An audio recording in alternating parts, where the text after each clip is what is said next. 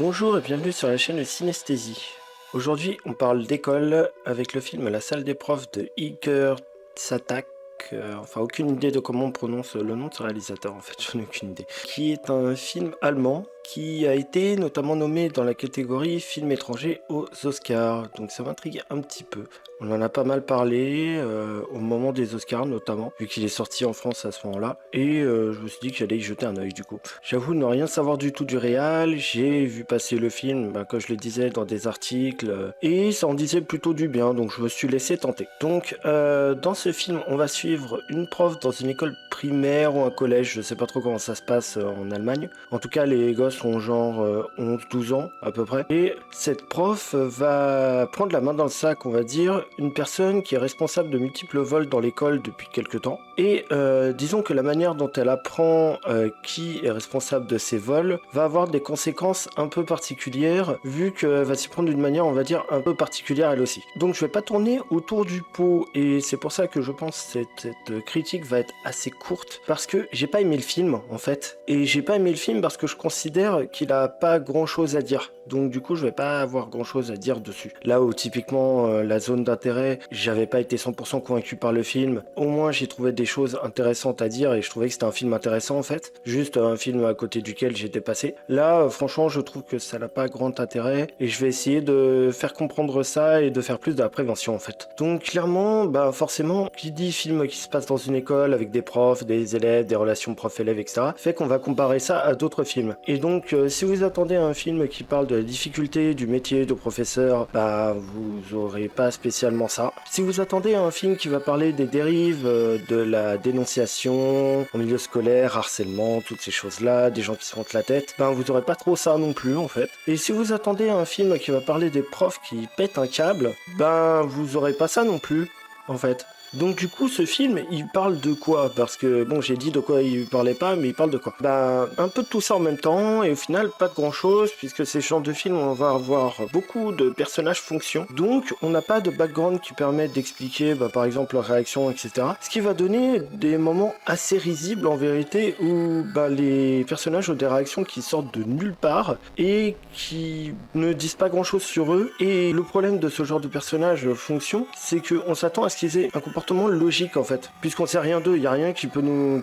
biaiser sur le fait qu'ils font tel truc qui semblerait pas très logique, tout simplement parce que leur background fait qu'ils vont avoir ce comportement-là. Ce serait pas vraiment un problème si le film était justement un film fonction, donc un film qui soit un peu un pamphlet politique ou quelque chose comme ça, qui aurait donc un message très clair à faire passer et qui utiliserait ces personnages pour faire passer son message clair. Et encore, je dis ça, un film comme Entre les murs qui était extrêmement politique, il arrive à creuser ces personnages et à leur donner une substance, à faire évoluer ces personnages les uns avec les autres, ce qui fait qu'au final, même sur un film qui a un gros message fort à faire passer, le message passe toujours mieux quand on creuse les personnages et qu'on n'en fait pas juste des avatars de ce qu'on cherche à dénoncer, de ce qu'on cherche à dire. Mais là, pour le coup, je dirais que ça essaye de se la jouer relation humaine et qu'au final, on n'a pas tant que ça de relations humaines, on a surtout des réactions à ce qui se passe, mais on n'a pas d'explication, on va pas typiquement pas voir la vie personnelle de ces profs qui réagissent à un événement particulier. Donc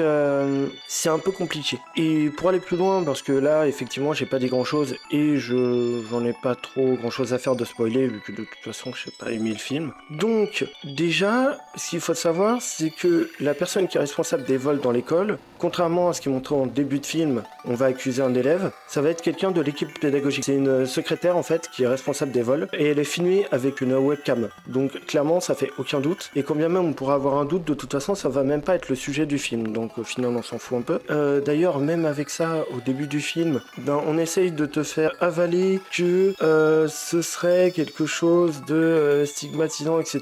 Qu'on a accusé un élève parce qu'il est d'origine, alors je sais plus quelle origine il est, un pays du Moyen-Orient, mais je sais plus lequel. Mais en fait, ça tient pas la route une seule seconde, parce que d'une part, il y a une partie non négligeable de la classe qui clairement est issue de l'immigration, et qu'on en a ciblé un en particulier particulier parce que c'est l'élève qui est au fond de la classe, donc en fait même ce truc-là il passe pas. Et quand bien même c'est même pas le sujet du film, parce qu'à la limite le film aurait pu être intéressant si ça avait tourné autour du fait d'accuser cet élève-là, alors qu'au final il a rien fait. Mais au final ça s'est débunké dès le début du film, donc on s'en fout un petit peu. Là où je voulais en venir, c'est que on va avoir plein de trucs dans le film qui n'ont pas vraiment de sens, puisqu'on n'a pas de background concernant les personnages. Typiquement, à un moment, il y a un élève qui fait des grosses conneries, mais genre des très très grosses conneries. Il y a encore des gens qui se posent la question de son exclusion, alors que très clairement, il devrait être exclu. Je veux dire, l'élève a tabassé un de ses camarades de classe, il a pété une porte avec une vitre en verre, donc il a pété le verre de la porte, a chouré le PC d'une des profs, lui a foutu un pain au visage et a jeté le PC dans la flotte. Je pense qu'on dépasse en fait toutes les limites d'un comportement, on va dire, compréhensible dans une école.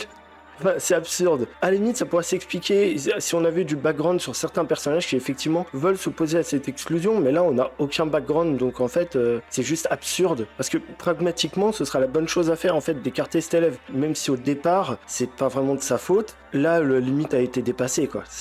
Donc pourquoi je dis que c'est pas de sa faute? Parce que bon, c'est un peu décousu ce que je raconte. Mais en gros, c'est le fils de la personne qui a été pincée à voler. Et vu que le vol a été authentifié avec une méthode, on va dire, qui est pas très très légale, c'est-à-dire filmé en scred avec une webcam, en fait, la question va être de ne pas divulguer comment est-ce qu'on sait que c'est elle et de ne pas divulguer qu'elle a été pincée. Or, bien sûr, qu'est-ce qui se passe? La mère va tout balancer. C'est logique, en fait. C'est logique, elle va défendre son pas de terre. Alors oui, c'est un comportement de saloperie, mais dans ce cas-là, c'est évident. Et forcément, la mère va utiliser son fils pour arriver à ses fins, pour être intégré, pour faire couler l'école, etc. Donc c'est assez évident. Et le fait que les profs se refusent à parler de la situation avec l'élève en question, alors que justement ce sera eux de désescalader le truc et justement d'expliquer d'une manière un peu moins orientée ce qui s'est passé, en fait ils le font pas, ils flippent de le faire, et ça c'est responsable d'à peu près tout ce qui se passe dans ce film. Donc c'est idiot, et moi quand j'ai vu le truc je me dis mais ils sont bêtes, c'est le seul moyen de désescalader la chose, tant pis, il y a une connerie. Et surtout que ce secret, c'est un peu un secret de polichinelle, parce que de toute façon tout le monde le sait, et de deux, ça change rien, parce que comme je le disais, la mère va utiliser son fils pour tourmenter l'école, et en fait tout ce qui se passe après est tellement dommageable, et on le sait, je veux dire, on le sait que c'est la mère qui manipule son monde, etc., puisqu'elle débarque carrément dans l'école à un moment donné alors qu'elle est plus censée y foutre les pieds. C'est évident, et je veux dire, il n'y a même plus besoin de la preuve d'origine pour virer la personne incriminée, parce que de toute façon elle a un comportement qui est inacceptable. Donc je comprends même pas ce secret de polichinelle, et du coup le film en devient excessivement chiant. Et à la limite, j'ai rien contre un film chiant mais qui réussit sa conclusion. Mais là justement la conclusion, il y en a pas. La conclusion, je vais pouvoir la spoiler. Le fils est exclu de la mère qui a donc commis les vols. Il est exclu, je crois, à 15 jours. Il n'est même pas exclu définitivement. Alors, je sais pas comment ça se passe en Allemagne, mais je sais pas, moi, dans ma tête, tu fais des dingueries comme ça. J'avoue que c'est compliqué, tu dégages, en fait. Mais bref, le gosse se ramène. Tu te dis, il va faire une dinguerie. Il s'amène dans l'école, il a l'air un peu dark, machin. Je sais pas, il va faire une dinguerie. Et au final, ils font sortir tous les élèves sauf cet élève-là. T'as la prof qui s'enferme avec l'élève, et l'élève lui file juste un Rubik's Cube qu'elle lui avait filé genre des semaines avant. C'est juste ça la conclusion, il y a pas un mot, il y a rien. Alors je veux bien tout ce qu'on veut, le message, oui, l'éducation, nanana, mais en fait le film ne parlait pas du tout de ça au départ. Et donc le film raconte strictement rien. Je veux dire, autant faire un documentaire sur une école, ça sera pareil à ce stade. Là où justement il y a des films qui se jouent documentaires, mais qui disent des choses. Je repense encore une fois Entre les murs, qui faisait ça très bien. Et là, pour le coup, je comprends même pas ce que ça fout aux Oscars, je comprends pas. À mon avis, ça a dû être payé les articles qui en disent du bien, parce que je vois pas, là, honnêtement. Et je dois bien admettre que c'est ma première grosse déception de 2024. Et donc je conseille pas du tout de le voir, en fait il y a d'autres choses bien mieux à aller voir. Et du coup, je vais pouvoir passer au conseil de film, et là par contre on va s'amuser, parce que j'aurais pu en citer des très connus. Donc je disais Entre les murs qui est très connu, La journée de la jupe qui est aussi très connu, même des films qui parlent d'emballement sur la base de rien, typiquement La chasse, qui se passe dans un autre contexte mais qui est un peu dans la même vibe, ou même Dream Scenario qui est sorti l'année dernière, qui traite un peu de la même chose, mais au final c'est assez connu, ou alors un petit peu hors sujet. Donc je vais pouvoir parler de films un peu moins connus, et qui parlent aussi d'école. Le premier, on va rester sur un film qui est sorti pour le coup l'année dernière, c'est Club Zero de Jessica Osner, et je sais plus le pays du film d'ailleurs. Non, c'est pas aussi allemand, je sais plus. Peut-être plus nordique, probablement. Bref, Club Zero, ça raconte l'histoire d'un établissement plutôt huppé, avec des néo-bourgeois, on va dire, et leurs gosses qui vont être sujets à une prof qui va en réalité monter une secte dans l'école, monter une secte sur la base de la consommation de moins de nourriture possible, le pranisme et toutes ces conneries, et ça va aller très très loin.